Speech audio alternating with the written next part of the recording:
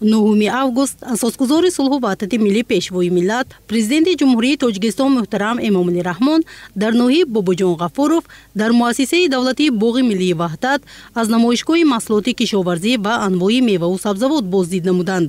дар намоишгоҳ кишоварзони меҳнатқарини шаҳру ноҳияҳои вилояти Суғд ки имрӯз дар ҳамаи бахшҳои кишоварзӣ ба натиҷаҳои назаррас ноил гардиданд, самараи меҳнати худро ба маъраз гузоштанд.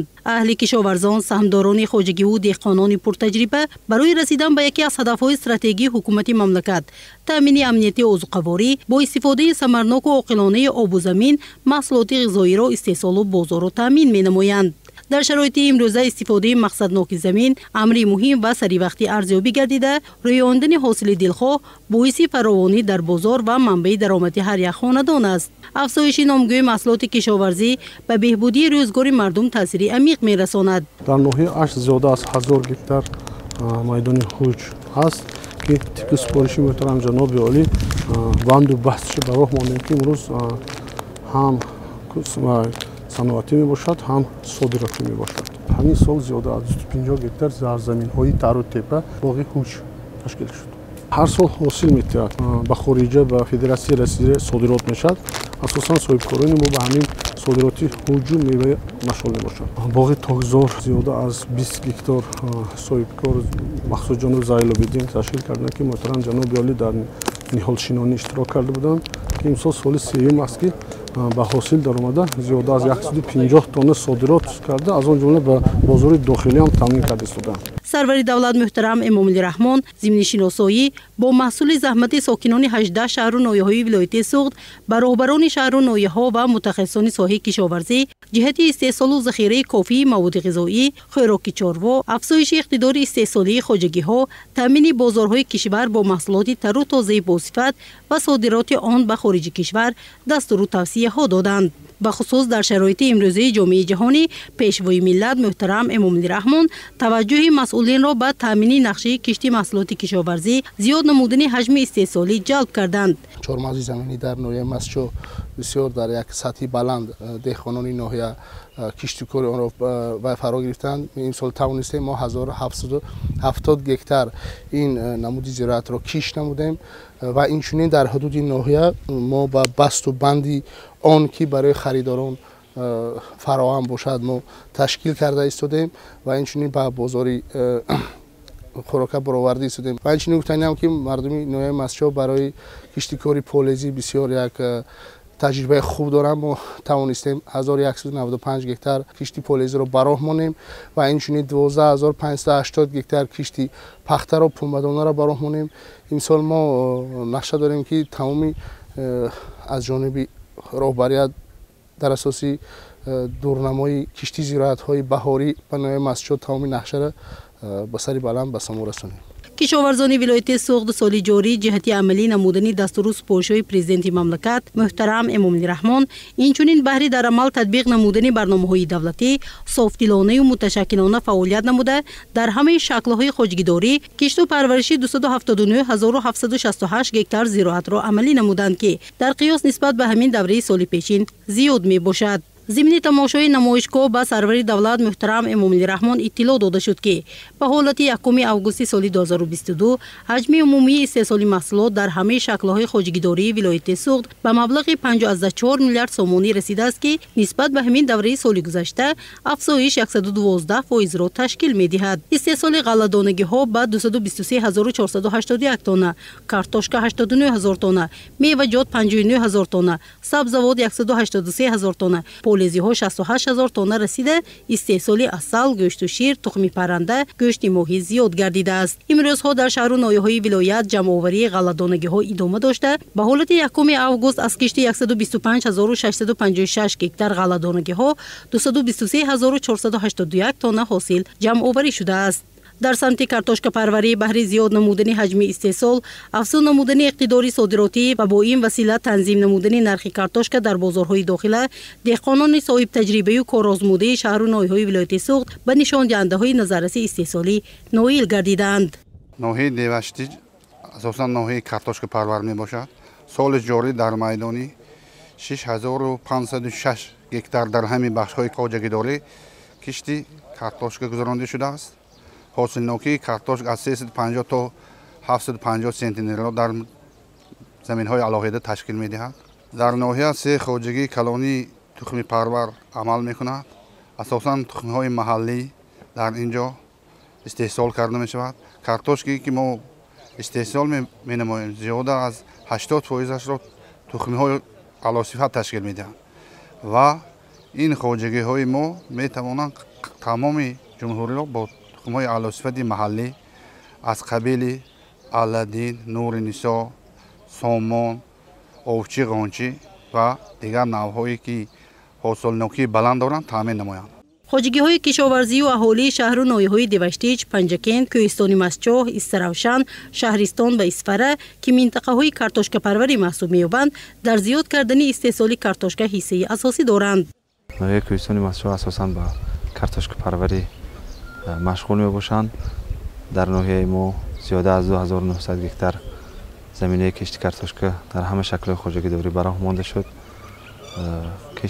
ҳосилгундории картошка аз моҳи сентябр оғоз ёфта то охири моҳҳои октябр ба анҷом меёбад. мардуми ноҳияи Кӯҳистони Масчоҳ ба таври хоса захираи картошкаро бароҳ мондаанд ки он ҳам то моҳҳои март апрел нигоҳ дошта мешавад. кишоварзони ноҳияи Кӯҳистони Масчоҳ хуб дарк намуданд ки самаранок истифода бурдани замин ин ҳам ба манфиати оилашон аст ва ҳам ба манфиати хоҷагию ҷомеаи имрӯз мебошад. дар шаҳру ноҳияҳои вилояти Суғд давоми 5 соли охир масоҳати кишту парвариши картошка зиёд гардида аз 16 000 гектари соли 2017 соли равон дар майдони 24 215 гектар картошка парвариш карда мешавад. дар хоҷагиҳои кишоварзии шаҳру ноҳияҳои картошкапарвар дар кишти ин навъи маҳсулот таҷрибаи шоиста мавҷуд буда, хоҷагиҳои ҷамъиятӣ, инфиродӣ ва аҳолӣ ба баландбардоштани ҳосилнокӣ ноил мешаванд. имрӯз кишоварзон ноҳияи Шаҳристон барои баландбардоштани ҳосилнокии кишти картошка корбе карда истодааст. имрӯз ноҳияи Шаҳристон дар минтақаҳои наздикоҳӣ як аз нави картошкаи алосифат, аладдин, шукрона, дрепка кишт намудааст ки барои баландбардоштани ҳосилнокӣ деҳқонон меҳнату захмат кашида истодааст. дар ноҳияи Шаҳристон 2330 адад хоҷагиҳои деҳқони инфиродӣ фаъолият мебарад ки барои баландбардоштани ҳосилнокии кишт фаъолияти худашонро бароҳ монда барои таъмини озиқории мамлакат ҳиссагузорӣ карда истоданд. президенти кишвар муҳтарам Эмомалӣ Раҳмон зимни шиносоӣ бо намоишгоҳи ҳосили картошка ва суҳбат бо масъулону картошкапарварони шаҳру ноҳияҳои вилоят таъкид доштанд ки дар вилояти Суғд барои васеъ намудани масоҳати кишту парвариши картошка, баландбардоштани ҳосилнокӣ ва дар натиҷа афзун намудани ҳаҷми истеҳсоли картошка имкониятҳо фаровон аст ва дастур доданд ки аз ин имкониятҳо самарнок истифода баранд. дар самти бунёди боғ ва истеҳсоли меваҳои шаҳдбор таҷрибаи хоҷагидорони шаҳру ноҳияҳои Исфара, Панҷакент, Кони Бодом, Ашт ва Бобуҷон Ғафуров шоистаи омӯзиш арзёбӣ гардид. имрӯз мо дар намоишгоҳ якчанд намудҳои бандобасти меваи хушкро пешниҳод кардем. чуноне ки ба шумо маълум аст, Исфара яке аз шаҳрҳое ки асосан кишоварзӣ ва истеҳсоли мева аз он ҷумла зардолу нигаронда шудааст.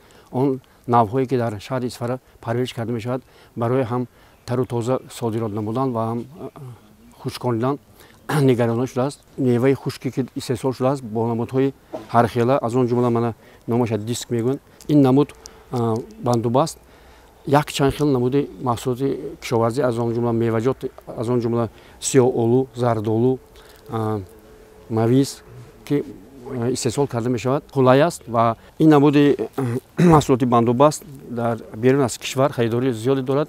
ҳатто бо давлатҳои Аврупо ҳам шартнома ҳам доранд ин корхонаҳо ва истеҳсоли онро сол то сол зиёд карда истоданд. дар 7 моҳи соли ҷорӣ аз шаҳри Исфара зиёда аз 13800 тонна меваи хушк содирот карда шуд ки ин асосан ба давлатҳои Қозоқистон, Русия ва дигар давлатҳое ки дар бо ҳам шартнома доранд.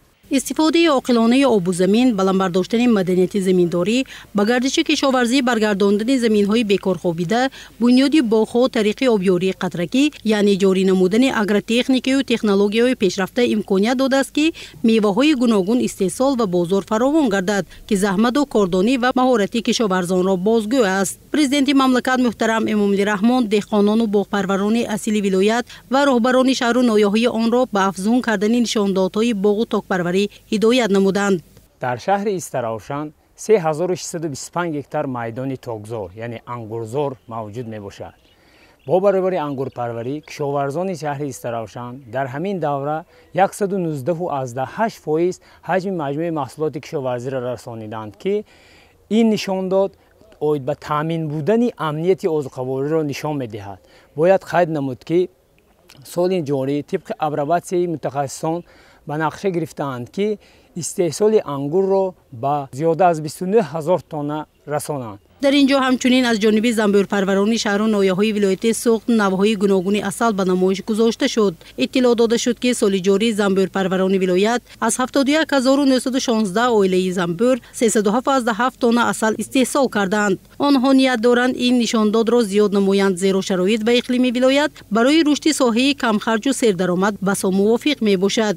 زنبورپروران میگویند با تطبیق برنامه‌های دولتی و در همین زمینه پیشبینی نمودن امتیازها برای فعالیت پرثمر، شماره عائله‌های زنبور و استحصال اصلی از جهت اکولوژی تازه که امروز در بازار داخل و خارج طلبات به آن زیاد است، بیشتر گردیده در ناحیه‌های کوهستان مردم به این شغل منفعت آور زیادتر مشغول می‌شوند. وسیع نمودن مساحت کشتی پخته نسبت سال سپری گشته در شهر و ناحیه‌های اسپیتامین، جبار رسولوف، مسجد، ظفرآباد، اشت و باباجان غفوروف تامین گردیده. کشاورزان سال جاری 57,159 هکتار پخته کش نمودند. در نمایشگاه محصولات کشاورزی به سروری دولت محترم امامعلی رحمان همچنین صاحبکار از جمهوری همسایه ازبکستان مومین جان یلداشوف لایحه جمعیتی دارای مسئولیت محدود سوخت فرغانه اگروکلاستر را معرفی نمود. اطلاع داده شد که جهت زیاد نمودن حجم استحصال پخته و تا حد نهایی کارکرد نمودن آن با استفاده از زمین‌های بیکار خوابیده ناحیه باباجان غفوروف و اشت 20,000 هکتار زمین در عملشوی لایحه فرا گرفته می شود. برای عملشوی لایحه مبلغ گذاری 52 میلیون دلار آمریکایی پیش بینی گردیده در مرحله یکم 5,000 نفر و در مرحله دوم تا 20,000 نفر با جای کار تامین می‌گردند. در مرحله اولی عملشوی لایحه 5,000 هکتار زمین طریق آبیاری قطرگی به گردش کشاورزی درآورده می شود. نقشه‌های آغاز همکاری‌ها را با جلب سرمایه‌های مستقیم در سمت استفاده ثمرناک زمین، استحصال محصولات کشاورزی خصوصا نخ پخته و کارکرد منبع آن را در کارگاه و کارخانه‌های بنیاد شونده پیشوای ملت محترم امامعلی رحمان از اقدام نجیب صاحبکار معنی داد نمودند. من همکاری ما امروز ایخواز سرکردگی همین یک 10 روز 15 روز ما اینجا بتون زمینا یاد گرفته برمدیم. حاجی لایحه کروش کردیم. من ما از تکنیکای آوردگی ما اینجا سراز کار سر میکنیم. مقصد امسال یک کم اتپنده 10,000 هکتار گندم کردن، 5,000 هکتار زمین پختند تیار کردن. پرزیدنت جمهوری تاجیکستان محترم امامعلی رحمان از فراوانی عسل، تربوز و خربوز، انگور، پومیدور و دیگر نوع‌های میوه و سبزیجات و پالزی و لوبیاگی‌ها که اکثرا محصولات صادراتی میباشند اظهار قناعتمندی نموده تاکید داشتند که استحصال چنین محصولات و کارکرد آن در کارخانه‌های صنعتی باید افزون گردد و از این حساب اقتدار صادراتی جمهوری تاجیکستان بالا برداشته شود. طبق معلومات خدمات گمرک حجم عمومی صادرات محصولات کشاورزی از ولایت سوخت از اول سال تا به امروز 79 میلیون و 513 هزار دلار را تشکیل داده. نسبت همین دوره سال گذشته زیاد می باشد. ضمن تماشای نمایشگاه محصولات کشاورزی پیشوای ملت محترم امامعلی رحمان به نتیجه های فعالیت اهل زحمت و دستاوردهای بزرگ مهنتی آنها بهای بلند داده رشد ساحه کشاورزی را عامل مهمی تامین کننده امنیت عضوخواری ارزیابی کردند. دهقانان رزق آفرین ولایت سوخت ضمن صحبت‌های صمیمی با سروری دولت محترم امامعلی رحمان ابراز نمودند که با شرافت مصلحت و توصیه‌های سودمند رهبری عاقل و غمخوار بابت استفاده با ثمر هر قطعه زمین خصوصا زمین‌های نزد حولگی و پرزیدنتی سطح و صفت زندگی ساکنان به مراتب بهتر شده. در عائله‌ها به مقدار ضروری امروزها محصولات غذایی ذخیره کرده می شود. امسال کشاورزان ولایت در مساحت 279,768 هکتار کشتی زراعت‌های کشاورزی گذرانده شد که از آن 125,600 гектараш ғалладонагӣ ё болобиёгӣ би ҷивори Маккадом. Дар 7 моҳи соли ҷорӣ кишоварзони вилоят наздик 32 тонн ғалладонагӣ истеҳсол намуданд, ки баробари 123% нисбати соли гузаштаро дар бар мегирад. Президенти мамлакат муҳтарам Эмомалӣ Раҳмон масъулину кишоварзони вилоятро дар шароити зуд тағйирёбанда ва вазъи шиддатноки ҷаҳони муосир барои истифодаи самараноки заминҳо ва боз ҳам афзун намудани истеҳсоли маҳсулоти кишоварзӣ ҳидоят намуданд.